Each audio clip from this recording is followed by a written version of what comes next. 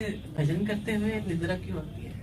भजन में प्रीति न होने के कारण, भजन में प्रीति न होने के कारण निद्रा आती। जिसमें हमें प्रीति है कभी नींद आ सकती है। मालूम है प्रपंच की बात करने में कभी नींद आएगी। अगर हमें समाचार में प्रीति है, समाचार सुनने में कभी नींद आएगी। झगड़ा करने में प्रीति है तो झगड़ा करने में नींद आएगी। भोग भोगने में प्रीति है तो किसी भी भोग को भोगते समय क्या किसी को नींद आएगी? भजन में ही क्यों आती है? क्योंकि भजन में प्रीति नहीं। भजन में प्रीति ना होने के कारण निद्रा आती है। यदि हम हठ पूर्वक भजन करते रहे तो भजन में प्रीति हो जाएगी और निद्रा आना बंद हो जाएगा। प्यारे के मिलन की चाह हो जाए फिर नींद आ जाए, कैसे आए?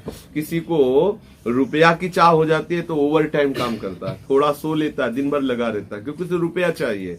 किसी को प्रभु की चाह लग जाए तो उसे नींद कैसे आ सकती? पर चाह प्रकट होने के पहले हमें जो विकार सताते हैं उसके लिए हमें भजन हट करके करना होगा।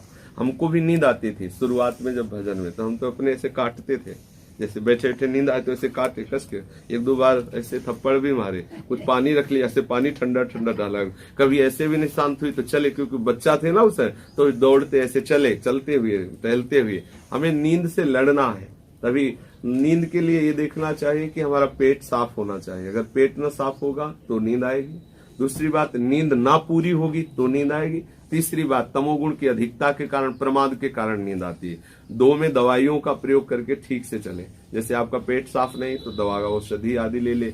आपकी नींद ठीक नहीं होती तो औषधि ले, आपकी नींद ठीक हो जानी चाहिए। फिर अगर निद्रा परेशान करती तो इसके साथ लड़ना चाहिए। जैसे दुश्मन से व्यवहार करते हैं ऐसे नींद से व्यवहार करना चाहिए कि तू हमें भजन के समय क्यों गिरा रहे।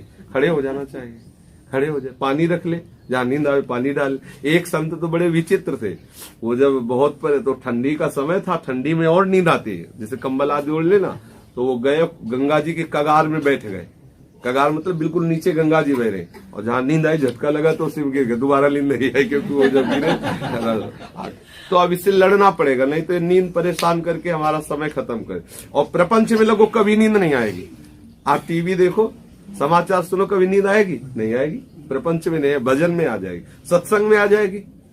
सत्संग में जहाँ कितने लोग ऐसे कैसे झटके मारते रहते, सत्संग में नींद आ जाती है। जबकि इतना हल्ला मच रहा है माइक से, फिर भी नींद आ जाती है। तो नींद तमोगुण है, वो भजन की विरोधी है।